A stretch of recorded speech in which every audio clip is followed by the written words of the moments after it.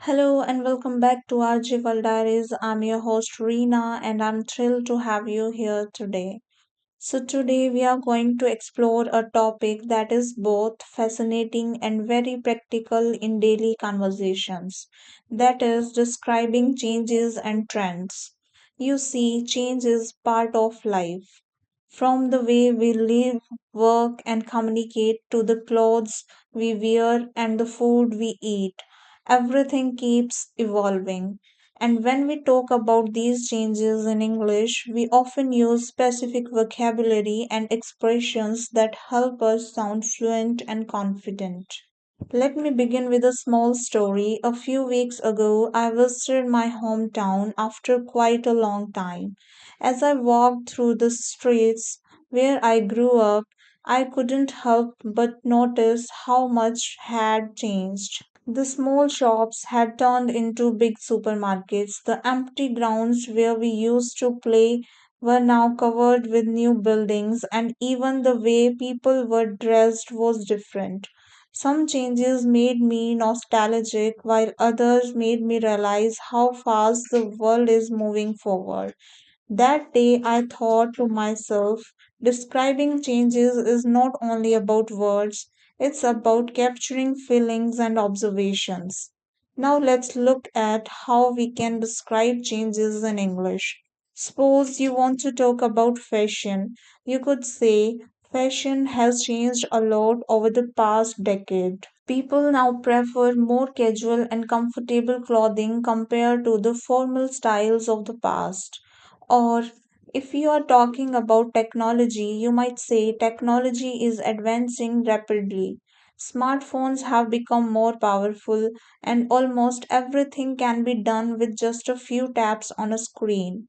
These sentences show how we can talk about changes clearly and naturally. Trends, on the other hand, are patterns that many people follow. For example, you may have noticed the trends of healthy eating.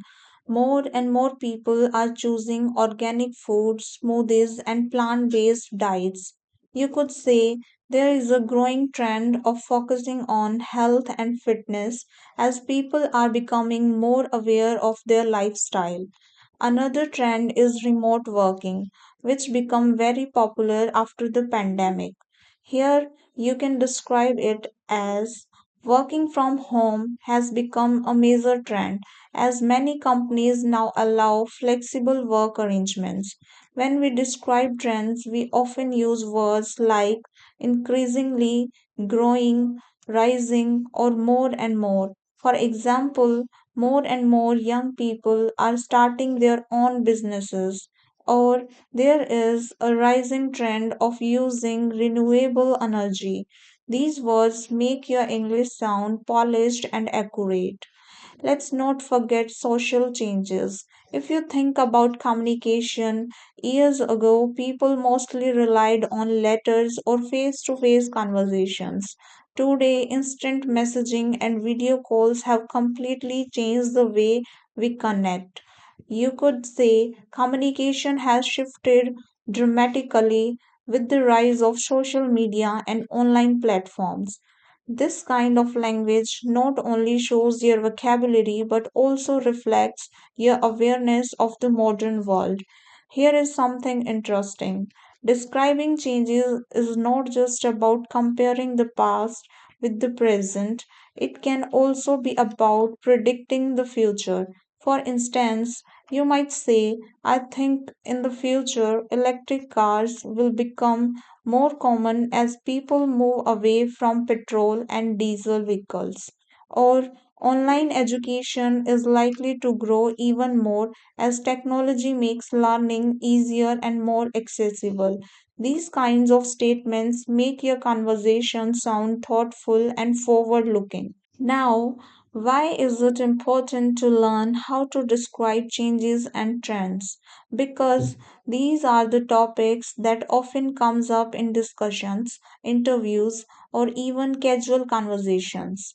Imagine someone asks you, how has your city changed over the years? Or what trends do you notice in your workplace? If you can answer confidently, you not only show good English skills but also demonstrate awareness and critical thinking. So, here is my suggestion: start observing the changes around you. Notice how people shop, how they travel, how they celebrate festivals, or even how they spend their free time. Then try to describe these changes in English. For example, shopping habits have changed. People now prefer online shopping instead of visiting physical stores. Or traveling trends are changing as more people are interested in eco friendly tourism. Simple observations like this can turn into powerful practice exercises. As we come to the end of today's episode, remember this: language is not just about grammar and vocabulary, it's about expression. When you describe changes and trends, you are telling a story about the world you live in. You are capturing the movement of time, the evolution of habits, and the spirit of society. And the more you practice this skill, the more engaging and confident your conversation will become. Thank you so much for listening today. I hope this episode inspires you to start noticing and talking about the changes and trend around you. Keep practicing, keep learning, and I'll see you in the next episode.